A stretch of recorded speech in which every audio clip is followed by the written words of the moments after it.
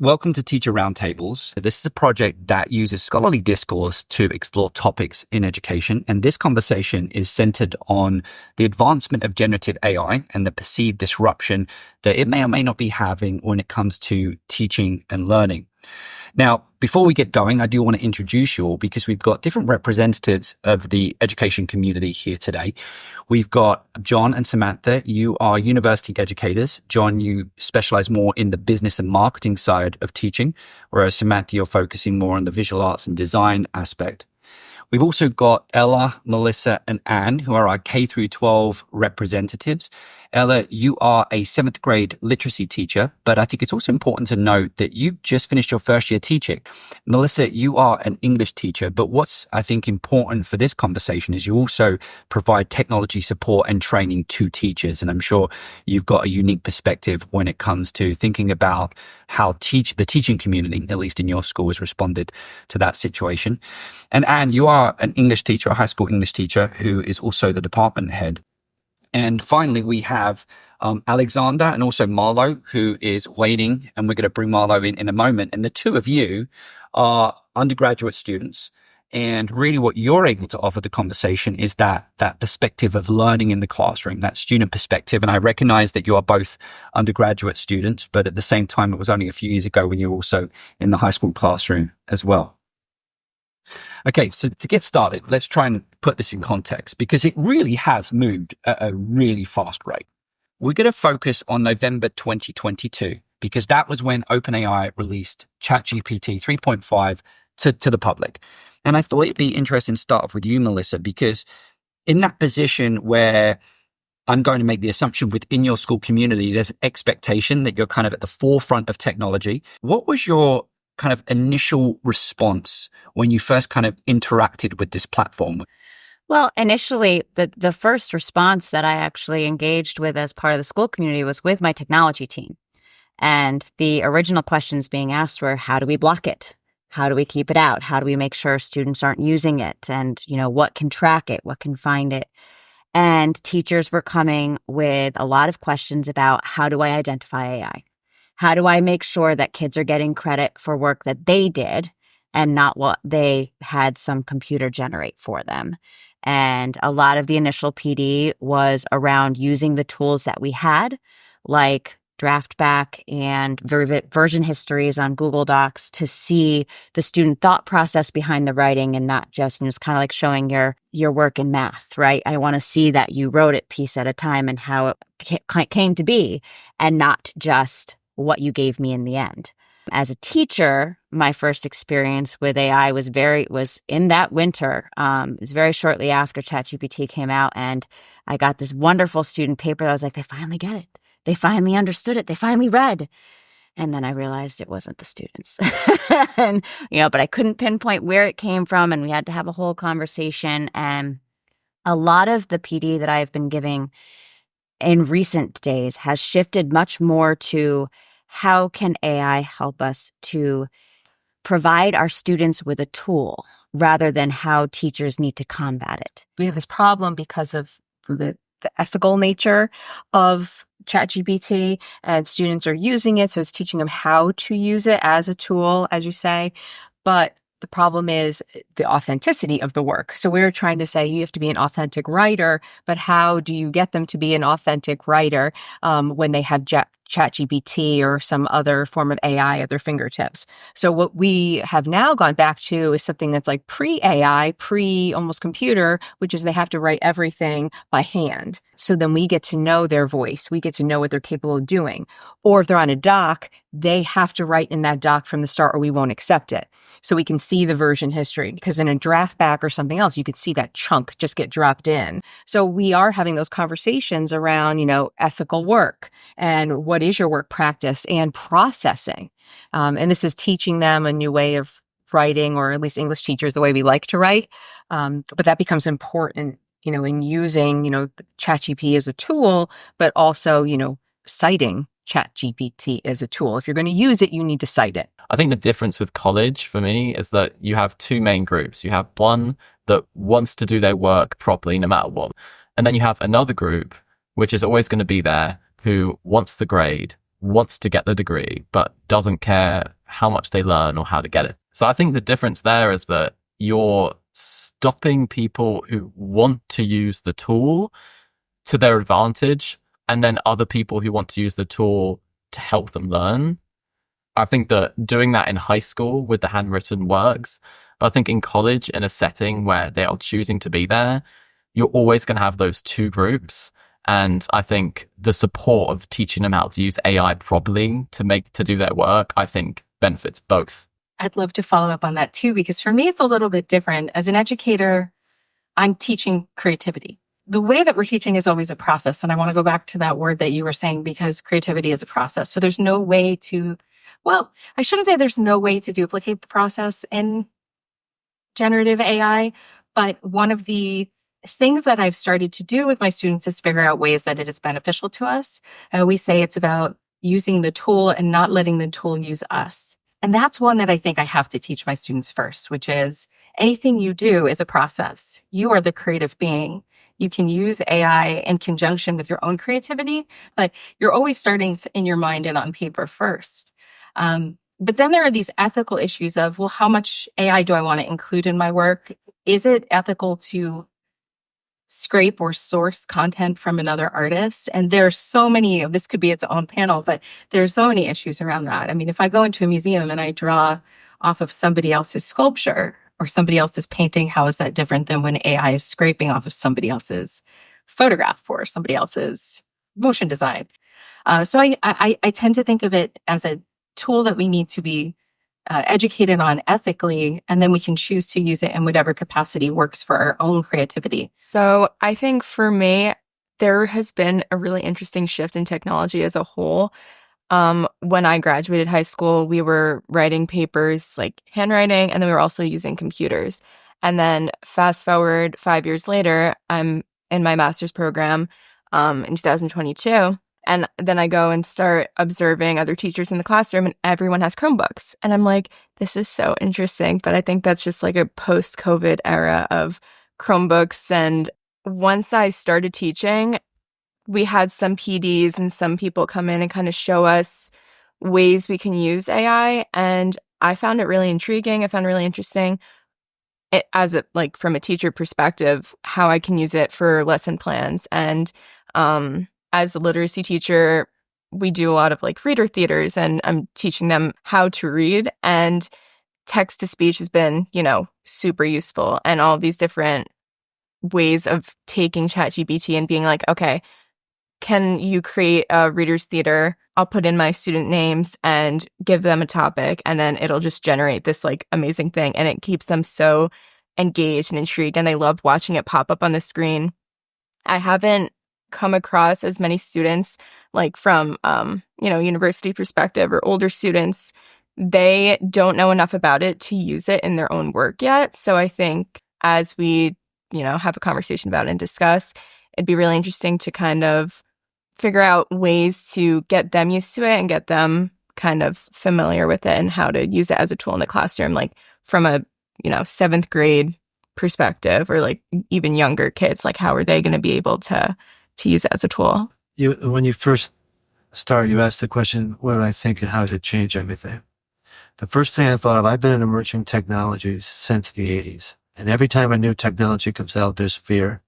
There's old school versus new school conversations.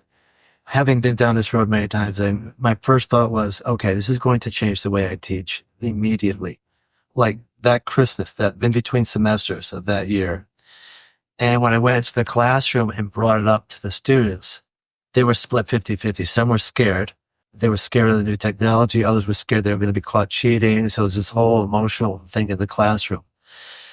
What has switched for me, Matt, was I immediately knew that this isn't going away like you shared, and that their future employers, I teach mainly juniors and seniors at college, their employers are going to be using this technology when they leave UConn. So my first thought was, A, teach them how to use it ethically, which really put an emphasis more from my teaching perspective on teaching the students critical thinking skills, more than how to use the calculator or how to do this. if I could teach them how to think critically more and more of the point of emphasis every day in my lectures, that would be a huge value add. So it really changed my approach from maybe how to do some analysis, how to get some data, how to put a PowerPoint presentation together, more into critically thinking, what tools am I using? How am I using the tools ethically? And then freeing up time to be more human. And the students, within a year, now it's been about a year, 3 semesters roughly, I have found they have responded tremendously. They're now more engaged in, I get to think for myself, like, where did this information come from? Did this AI tool I'm using, what sources did it use to get this information from? And I'm seeing that the students are responding to it. They like this. They get to be, I think they want to learn critical thinking skills because it applies to everything going on in our world right now, whether it's politics or the climate or the topic of the day. We all know them. We see them every day in the news, right? They're learning how to question. Where did that information come from? State your source. And where am I getting my news from? What platforms am I getting it from? They're learning how to do that, and I think they like that. That ethical piece, what I'm listening is you'd referenced the critical skills. I'm just wondering, is that something that we think is already happening in the K through 12 level? Or is it a case of let's kind of like, in essence, do the accountability thing and then teach the critical thinking? I'm just curious. I think you have to embed the critical thinking. So a number of teachers, at least in the English department, like if you have prompts, we put the prompts into ChatGPT and we have them give us the responses. And then we give them to the students and we ask them how valid they are. We ask them to think critically about these responses. Is this how you read Catcher in the Rye? Is this how you read Lord of the Rings? Is this how you read Fahrenheit 451? And their response is very interesting, which is, no, we didn't read it that way. And they sort of argue against the ChatGPT response, which is really higher level thinking skills. So they're bringing in, their sort of, argument against what ChatGPT says. They're thinking critically about it. You want them to do that because if a kid just puts their prompt into ChatGPT and says, here, teacher, you take this, the teacher's going to know right away, well, one, it's not your voice, and this is not anything that we've just discussed in class. Like, you're not pulling from anything, any previous discussions. And they're, right away, they're going to know this is ChatGPT pulling from so many different databases and sources versus, something that we've done. And I think that is what students at any level or the college level don't necessarily know. So you want to prepare yourself. You want them to know to do that. If a student goes on there, for a research paper and is looking for an outline for something, like they've come up with a question, they've generated a question, that's different. How, are cell phones decreasing communication? If that's what they wanted to look at, they can put that in and they're going to get a lot of source material. That will help them go out and find good research. That's something I was going to speak to as well is I don't think we've done a very good job establishing the foundational skills and education necessary for tackling the internet, let alone all of these additional new tools that have been thrown at us in the last 5 to 10 years. I sat on the committee writing the digital citizenship curriculum for my district, and that was within the last 10 years when we finally sat down and said, this is what we're going to try and teach. And whether it's being implemented with fidelity has yet to really be understood. But at the high school level, we see this huge issue where kids never got these lessons. Kids never, we assumed they grew up with it, so they knew how to use it. We weren't necessarily teaching things anymore. And it's interesting to see something as simple as typing skills that high schoolers don't have because we don't have the time in school to teach that anymore. And it's assumed that because everyone has a computer, they know how to do it. And then COVID came along and we went 1-to-1 overnight, literally. And many districts are still trying to do that, yet are struggling to put policies in place to manage the computers, to address student behaviors, on top of social media, which is another layer of digital citizenship that is greatly impacting the school environment. And now we've added ChatGPT, and there's just so much changing that the lessons, the foundational skills that need to be taught at the young level, like these are things that, you really need to address here, because by the time you're in high school, the classes are so content based, right? What time do we have in our 8 classes that are math, science, English, business? Like, they have content they have to address. And I absolutely agree that the classes need to implement those skills as part of their lessons. And that is part of my job. And we try to do that, but things are changing so quickly and there's barely enough time to write the content-based curriculum than actually apply ISTE standards and all the other technology skills that need to be taught explicitly. And then to train teachers who don't know the technology on what those skills are. There's so many layers that go into actually doing it well or at all that it is virtually impossible to keep up with right now. And it's going to get worse. Mm-hmm. We've seen it since the 80s. If it used to be 10 years between new technologies, then 7 years, then 5. Now it's like every quarter there's something new. So we're here having this conversation about generative AI. What I guarantee 2 years from now, this will be old news. So it is overwhelming the human experience, which impacts teaching, impacts jobs, it impacts kids. We can't keep up with it. That's where we're at right now. That's what I was talking to you about earlier. I think a big point of emphasis should be on the human evolution as to try to adapt to the technologies that are coming along. For me, that's where the big challenge is going to come. How do we evolve as humans to deal with this? I think that's a huge topic.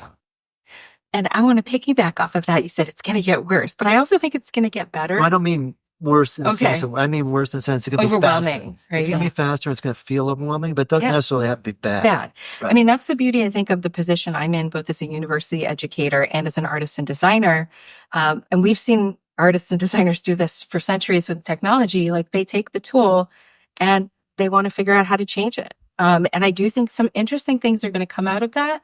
Like even the evolution of the film camera, which led to animation, was just a joke to solve a bet, taking a photograph and sequencing it, and it became film. So I have no idea what's going to happen with these generative tools with art and design and media.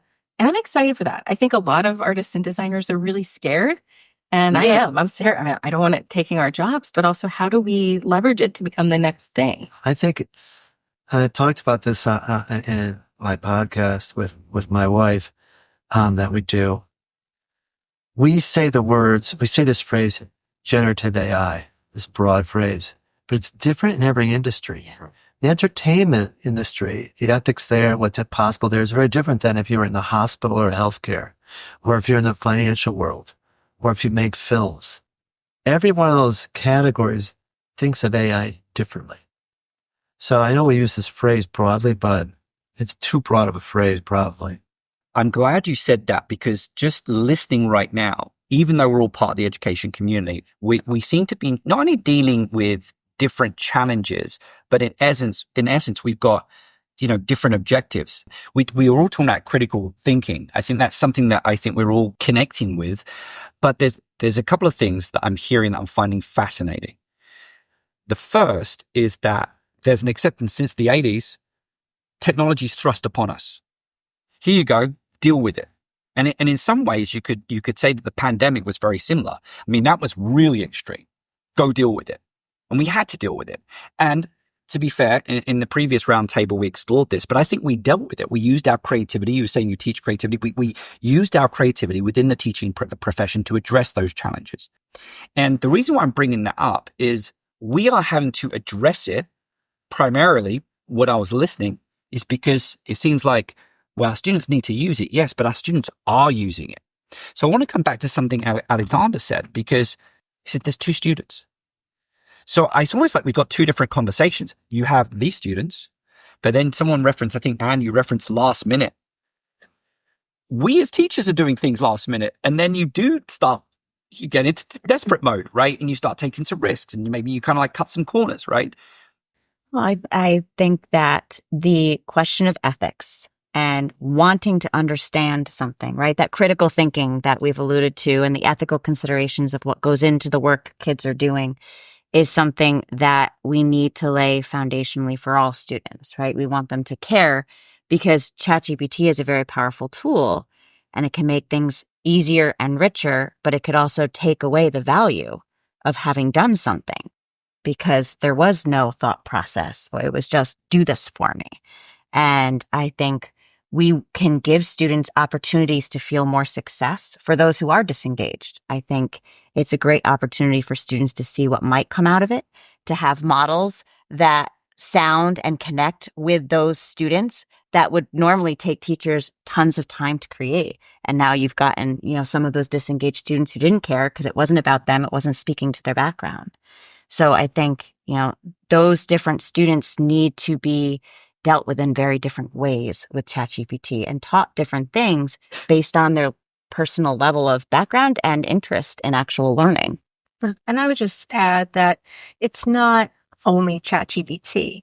These are the same students who are coming from the world of Google and other places where they don't have to remember that type of information. They see it, they access it, it's done, and they can move on to the next thing. Grammarly, it checks and, it fixes the mistakes for them. So they don't have to remember why they need the comma. It's just like, oh, Grammarly put it there, so I need the comma, clearly. The question really is, what is it that is their goal? Do they need that information? Because ultimately, one day they're going to need it. And if in the college setting, they're paying for that education, what's the return on the money? Either they're left with no information and no source, to go back to, or, they're going to put that time in to learn that. So that way they can go back to that and, have something to build off of. And it's going to go back to the individual. Someone's always going to cut a corner. Other people, they're going to put the time in. And you'll see those people in the workplace and you'll know who used ChatGPT and who didn't. Matt, to add on to that, I love everything you said, you shared. I had a student when this first came out last spring in class ask me straight up, John, between all the technologies we have now, why am I paying to go to college? Why are you here? I could learn everything between YouTube, Google, and generative AI. Why do I need you? And I didn't answer the student right away. I actually took that and said, that's a great question. And the takeaway for me was, I'm still evolving, is what's the value that I, as a professor at UConn, can add that they couldn't get at home? Because these students were home for 2 years. That really is causing me self-reflection to say, when I stand in front of the room, what am I bringing as a value add that makes a student want to show up in a classroom in Storrs, Connecticut and pay what they pay? In studio arts or in process writing design, it's different because so much of the work you do is offsite or in studio. So it's quiet, it's self-directed, and the value of the instructor comes in the feedback loop. Right. And I think not just the instructor, and I think in my bubble, the value of the peer review, value of critique, value of, and I know that there are overlaps within, humanities that have these. And I think that's something that ChatGPT can certainly do, right? We can ask it to make a logo. We can say, that logo's pretty ugly. Like, let's make a better one. So there is some subjective, I call it objective learning, but the value of the human who knows the principle and can 100%. use empathy. I'm still really interested in whether the AI has empathy. No, and I think that's the answer I'm starting to come to, is the value that we bring is connecting with the student, giving them feedback, connecting with them as humans, helping them with their career or their projects. They're looking for that human connection. The relationship piece is fascinating because when I did the teacher roundtable around teaching during the pandemic, relationships was one of the big themes that came out of that roundtable. I wasn't expecting that, but it's that human connection. And when we're talking about the back and forth you two just had, to a certain extent, it's information, it's facts. Yes, you can get that. And of course, we know that a lot of people, including students, see the classroom as a place where I get information. That's all it is. Then there's lots of other ways for me to gather information. But how I construct knowledge, where I learn to apply that information to the real world, that might also be what you're alluding to, that relationship, that connection. How are you, the teacher, looking to connect the dots? I think with what you two are saying about, students wanting that connection, they want to know what it's like to actually apply these tools. I think it's all about trust. And I think that they want to be able to use everything that's available to them. Like we've all said, it's been 15 months and we're already looking into the future and we're excited about what the next big thing is going to be. I don't think we have time to address every little way that students can use it. They're going to figure it out by themselves, and they want to. And there will always be those two groups, right? Where you have the ones that they'll use it anyway, and they might not use it ethically. But there are always students, the ones that want to go to college, that you're going to keep in the classroom, who want to use these tools properly and ethically. And the new ones too, and they want to be creating them. If you try and deter them from doing that and lose that trust, I think that students are going to be asking that question even more of, why am I here? Because it should be a place where you're able to use everything properly, ethically, and you end up coming into the real world with the best full experience and everything of these tools. So that's what I believe. I wanted to just share some AI scenarios, and these AI scenarios are really just kind of like see if we could focus in on a particular theme as we look to wrap up this conversation. The first scenario is a scenario focused in a high school setting. So we probably will focus a little bit more with Ella and Melissa and Anne in this conversation. So I'm going to hand these around. And I'm going to give you a few minutes to review them as I read them out. And I know this is the first time you've seen them. This is a scenario involving Jake. Jake is a high school student. He is an average reader who often struggles to keep up with heavy reading load. Now, here's the background. This week, he had an especially large amount of reading assignments from various classes, leaving him feeling overwhelmed. In his English literature class, the students are assigned to read a long chapter from a classic novel and prepare an assignment based on their interpretations of the chapter and what they think the author is trying to communicate. To manage his workload more efficiently, Jake decides to take a different approach. He snaps pictures of the chapter, uploads the image into a large language model, and asks questions about the chapter. The LLM helps Jake understand the key themes, character motivations, and narrative techniques used by the author. Using the insights provided by the LLM, Jake works with it to outline a paper that he then uses to write about the chapter and complete the assignment. When Jake returns to class, he shares his experience with his classmates and teacher. He explains that he found the process more efficient and engaging than reading the chapter himself, especially given his heavy reading load. He also points out that the quality of his work appears compatible to that of his peers who read the chapter in the traditional way. The problem arose when one of Jake's friends said, "I can do that for all my readings." There's two big things that I have seen come out of this kind of use of something like ChatGPT, where it's like, tell me what this was about, right? One is that cold read, that you're not always going to be able to take the conversation, the newspaper article, the speech that you've been listening to, and run it through ChatGPT to have something else explain to you what the point was. What was the message of it? Is this a fantastic way to bridge the gap for those who might struggle with that and might need to see an example of it or a model of it so they understand what those words are supposed to look like or how an explanation of that goes? Sure. But at the end of the day, if that's not being used to help them build the skills to identify those ideas and themes and understanding in a cold read text, okay, great. You used it for chapter 4.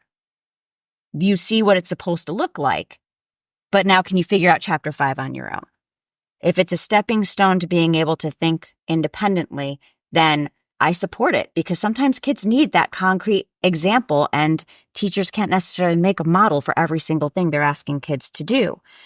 The other thing that I struggle with as an English teacher in particular with this is endurance. Kids are losing the endurance to get through an entire novel. But with the advent of the internet and now ChatGPT, there's this idea that everything's supposed to be a quick answer, that I'm not supposed to have to take time and read through it and actually experience it, which with literature is really problematic. And that also includes the ability to engage with language that is not easy to digest. ChatGPT is going to give you that explanation in language that you can understand, or you can ask it to simplify this, right? And then you will get it at a level you can take in. But if the text was written 50 years ago, or written from someone from another country, or written with particularly persuasive language that was supposed to engage the reader, that's not going to be part of the experience of the ChatGPT summary. So the endurance of being able to experience language and think about language and read for long periods of time is problematic. We even see tests like the SAT making passages shorter and shorter so kids can demonstrate their reading ability rather than ability to endure long passage readings. So I think we're struggling with the ability to keep kids engaged for long periods of time. And this is another add to that column that takes away from the value of being able to spend time and struggle with something. Yeah, I completely agree with that. I think it's so important for kids to be able to find something that's going to engage them in terms of like reading long books and long chapters. And in terms of this scenario, I think what he did isn't necessarily wrong, in my opinion. I think if he had read the chapter and then went into ChatGPT and was like, let me try to see what the key ideas are from this generative AI perspective, and then wrote his own paper. He didn't have ChatGPT do it for him. He kind of used it to foster some other ideas and some other aspects of the reading. I don't know. I'm curious. We've got Marlo. You've joined us. Yeah. From a student perspective, we're kind of hearing that we value reading. I would say we're hearing about the fact that, well, maybe it's okay if they don't always read all of the assigned readings. I mean, I think that's slightly coming out. What's your take? It comes back to a bit of my background, I think, going to a high school where they kind of put us in different tiers. And so where I was, my work, I came to class and I colored in a map. I wrote my essays and we had three one-page essays for the whole year. And then I got to my senior year and we had to read Lord of the Flies and we were all perplexed. So when I read this, my immediate feeling was like, good for you. Because going back to all those students back then, it was just like, we had to do what we had to do to graduate to survive, if that makes sense. But when I have AI or I have something that can critique my papers over and over again, that gives me a sense of relief that I can measure up, or I can at least show up to the starting line. And this is a theme. It seems we're all talking about generative AI being a tool. And I think that's very important. And we've made connections to past tools. But here, listening to your response, there's an intent to learn. There's an intent to grow. There's an intent to better myself. Do you get everything out of a novel by reading a summary from AI? No, you don't get everything. And that's because the author of a book or the writer of a movie, they sequence everything very, very particularly so that you read it in an order and you get surprises on the next page. And you cannot possibly get that from a paragraph or two or even a few pages. It's just different. You're reading a different book at that point. But there's also the argument to be made. If your friend asks you, hey, have you seen Star Wars? Maybe you've watched some clips in a different order. Or maybe you've watched some of the trailers, or maybe you've heard things about the characters. Do you still have an opinion to be made? Do you have a different perspective? Do you know anything about Star Wars? You definitely know things about Star Wars, for sure. But you haven't seen it the way that George Lucas wanted you to see it. So I don't think it's black and white. I think that there are multiple ways you can use this, and it is down to the intent of the student, and they will learn no matter what if they want to. But I think that it's not a good or a bad thing at this point. It's very much in the middle. And just to finish that out, I would also say the intent of the teacher, the learning objective. If you're in a history class, and to your point, there is an objective or value interacting with the text as it was written by the author, trying to decode meaning based on the time in which they lived. Perhaps interacting with that text is important. And in that scenario, maybe we do need accountability measures to make that happen. All right. So I've got another scenario. And in this scenario, it's a little bit more focused on the university classroom. And so we've got John, you've come back to join us. I'm going to hand this scenario out. And again, I'm going to give you just a little bit of time to review it. This scenario is Emily, who's an undergraduate student majoring in animation. I do think this scenario, and again, I want to emphasize the fact that This isn't necessarily going to come to be, just purely for a conversation. Emily is a highly motivated and innovative student known for her creativity and dedication to her studies. For her senior year thesis, Emily decided to produce an animated short film that explores complex themes of identity and transformation. She used AI technology to assist in the production process, including generating some of her characters, objects, and background scenes, and creating visuals for her storyboard. Emily's transparency about her use of AI tools earned her admiration from some peers and skepticism from others, including some faculty. The problem arose when Emily completed her animated short film in 3 months ahead of schedule.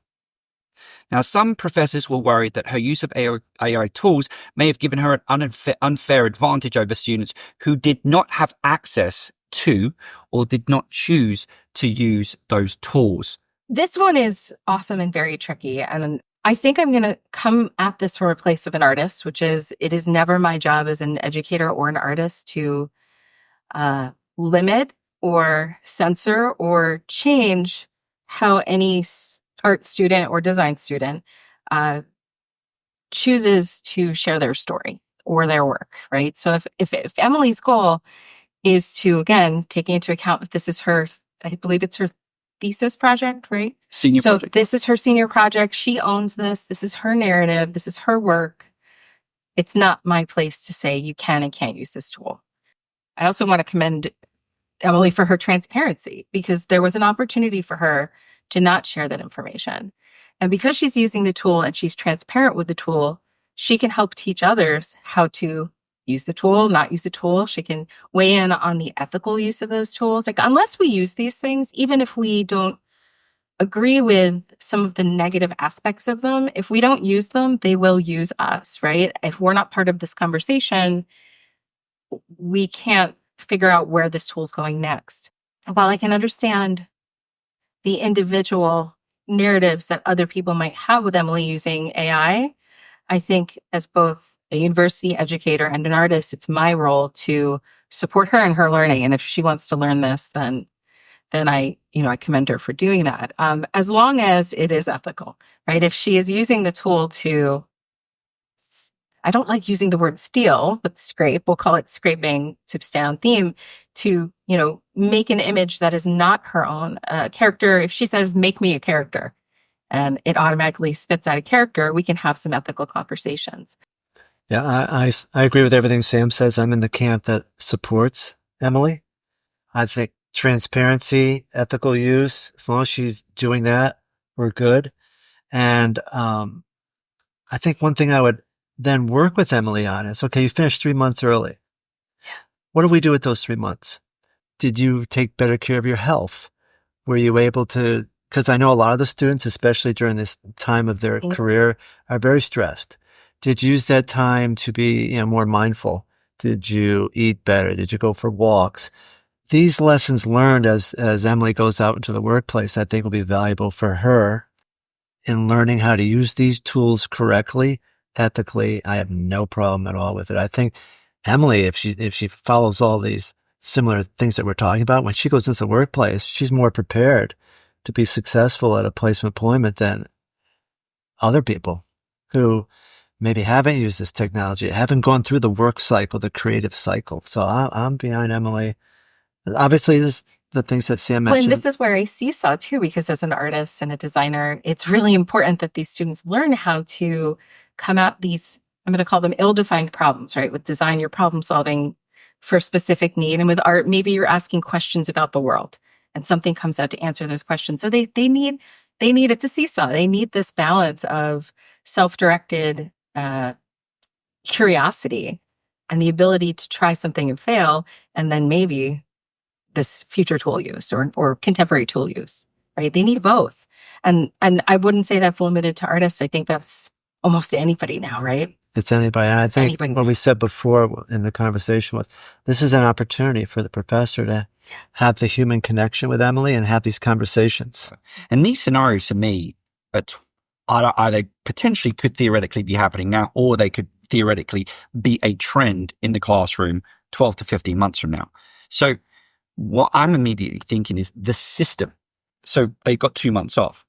Does the system allow that? Let's sit down and have a conversation. What else you do?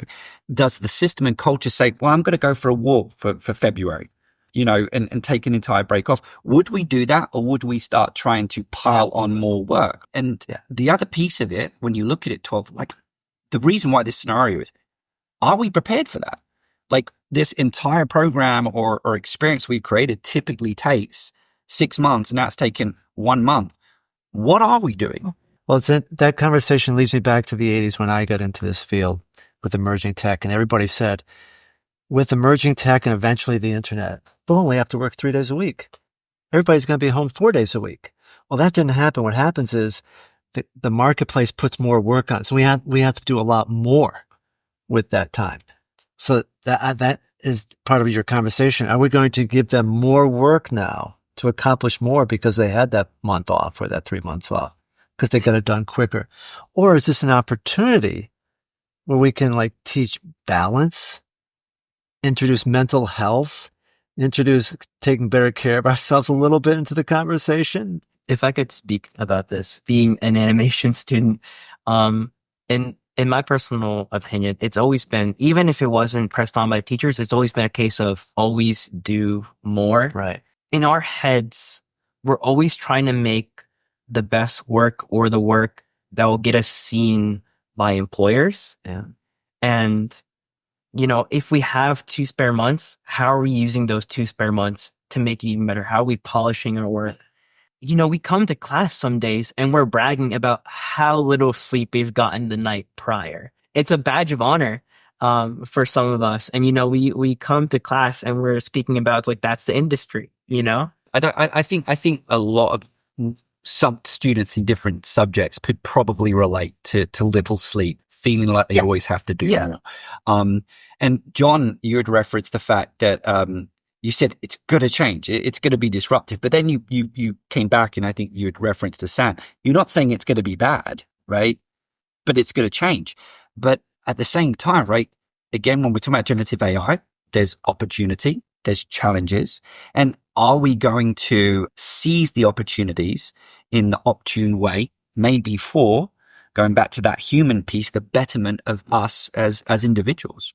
I also get lack of sleep all the time. And I think, unfortunately, I think most people do now in college don't get quite enough sleep. I think the mental health is so, so important. And I do think there is more of a focus on it nowadays. But I think also it's up to the individual to figure out their own kind of journey with that. And some people need a whole week to reset after doing a big project. And some people just go and work on the next one right away. And they're already doing 2. And I think that I went to South Korea a week ago. I got back. I was there for a month, and I went to a Studio Ghibli exhibition. And I was looking at these different animation works, and I saw this one, and it was incredible. But I saw it took over 8 years for this guy to do. And I have to think about this Emily situation, about her using AI to finish 3 months earlier. I can only imagine in that time, decades ago, how much quicker he could have accomplished the same thing or something similar. It would be different with AI. And how many more things he would create, or maybe how much more time he'd spend with his family, or what he would decide to do with it. So I think that, like you said, it will change, and it's going to change people's lives. And like you said, it's going to change you. I just think that students should be taught the best way to deal with it, both mentally and also ethically too. All right, to finish up, I'm going to ask everyone to identify one wish list item that generative AI is going to bestow for your teaching and learning experience, and one major concern that you have. I think that one thing I'm concerned about is something I see in the industry a lot now, just from a bird's eye view, is that writers, just as one example, aren't given enough time to make something. And they might be given a project for a huge corporation, Disney, or, for Nickelodeon or anything. And they don't have enough time to write something that they really, truly feel passionate about. And I think that could potentially get worse with people almost feeling like they're kind of forced to use the new technology and not their own methods, which I want to support. And I think that, yes, people should be taught how to use this, and they should feel like they are able to and allowed to, and should not feel limited. But also, the old processes, which aren't that old, right? Because it's 15 months. Those processes are very, very authentic and important. And I don't think that people should have to change that. And I do think with this increased speed of everything being done, I do worry that people are kind of going to be forced to do things at a certain time and rush their regular process and adapt to it, even if they don't want to. I'm going to start off with this. I think the benefit of like coming to UConn, coming to School of Fine Arts, I've gotten to work with such a diversity of students and staff and people, and learning alongside them and seeing the art they make is like, you put a little bit of your soul into everything you make, is what I've learned. And so my fear with AI is losing the authenticity and the humanity of everything that we have, like when it comes to the arts. Because when you go to a museum, you see everything. And even if it's like 100 or like 500 years ago, you can see the soul of like someone that painted that sculpted that. And then to think of like AI, like creating everything, it's a little bit heartbreaking, I think. I think going back to the two types of students, I think my biggest fear would probably be looking at two different pieces of student work and trying to figure out what the intent was behind each, and am I going to grade them in, on the same basis of using AI, when one student might have put a little bit more thought and depth behind what they were trying to do versus one student just trying to rush and get it done. I think my fear is just like, how am I going to figure that out? How am I going to gauge, does this student really want to do well, or are they just trying to use AI as a fast track to get it done? So how am I going to realize if they're using that for the right reasons? I am not worried about the students in DMD that I teach. The fact that they're exposed to these conversations, I'm not worried about them.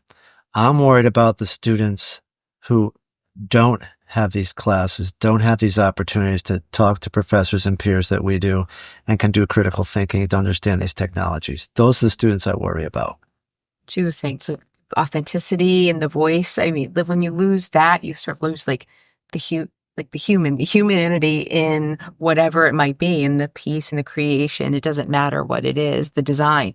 And the other thing that goes along with this, it's like, the biggest fear is that it's not regulated, that it's coming so quickly that no one knows what it's doing. So the AI is outpacing everything. So we don't know where it's going. Even if it's like the head of Google said that, like it grows and it advances so fast that no one knows what it's doing. And I think that's what scares me the most. It's not the conversations, it's not using it, it's the possibilities of it. And again, that comes back to how much can education absorb if it's just keeps being thrown at us, and at the pace of change as well. All right, let's switch to wishes. I'm a creative and I love making things, and it's quite simple for me. I really look forward to how this is going to help me do that and create my dream movie or my dream even music, and become a better writer and animator and learn it better. I'm just looking forward to how I'm able to figure out how to use it. I see it probably more similar to you. I'm extremely excited, and I already know that I'm going to try and, put my best foot forward when using it. So I'm just excited for the future with it, actually. I'm kind of excited to see how it goes, where it's like helping students more with like neurodiversity, I think, like with auditory processing disorders and such, because when you're in a classroom and you're not really sure what to do, or you're at that disadvantage, how AI can really help put you at the starting line with the rest of your peers would be really helpful. I think going off of exactly what you're saying in terms of like differentiating instruction in the classroom and meeting students' need, like where they're at and what students need the most, I think AI is going to be super, super helpful creating lessons and taking the same topics and kind of simplifying them or making them more advanced if need be, in terms of reading and, creating content that meets them where they're at and where they need to be. Because as educators, we can only do so much of that on our own. And I think that's definitely a really great point. I love new technologies, and I think this is a biggie. And I think what I'm excited about the most, Matt, is the things that we used to have to teach, how to use this and how to do that, the rote stuff. with AI and the next generations of AI, if they can use those tools and get that stuff done quicker, now I can spend more of my time being a mentor, a leader, connecting, being a real teacher in the sense of what we used to think teachers were hundreds of years ago. Like connecting with the students and leading them, because, how to use this widget and that widget, they can all do that now. I don't have to spend hours teaching the rote tasks. Now I can spend my time leading, mentoring. One thing we didn't talk about that it does do now that I think it will just continue to grow is it helps with multi-language learners, that it does really accurate translations from things, even like flyers and presentations that really help support that population in school. My biggest fear and my biggest hope are probably the same thing. And that is that my biggest fear is that I am preparing my students for a world that doesn't exist. And my biggest hope is that I'm preparing my students for a world that doesn't exist. And the reason I say it that way is because they're going to have choices, right? I think we've uncovered that today. And some of them might have these choices to use the old ways, right? I teach animation. Some people will want to draw on paper. Some people will want to use AI. But I think overarching that seesaw again of hope and fear, I definitely want these jobs to be there for my students. And that is both, I think that might go more toward the side of fear. I think that students will have to stay competitive. Yeah. And we'll have to learn the tools and maybe feel that crunch, but creativity will never die. And that's the hope, is that if I'm teaching them creative skills and they're able to adapt to whatever tool they like, that will never die. Well, as we kind of finish this roundtable, obviously, I'm incredibly grateful for the time you spent in, throughout the different themes. It's very clear that this remains a complex topic. It's subjective. We come at it from different angles. Depending on what angle, it's possible that the same theme, we may have different opinions. And in addition to that, there's a recognition that not everyone's going to be impacted by the same way. And equity is going to continue to be a challenge in education. But perhaps with generative AI, there are opportunities to equal that to a certain extent. So thank you. We will look forward to seeing how it progresses and maybe having future roundtables on more specific generative AI topics. Thank you. Thank you, Matt. Thank you. Thank you.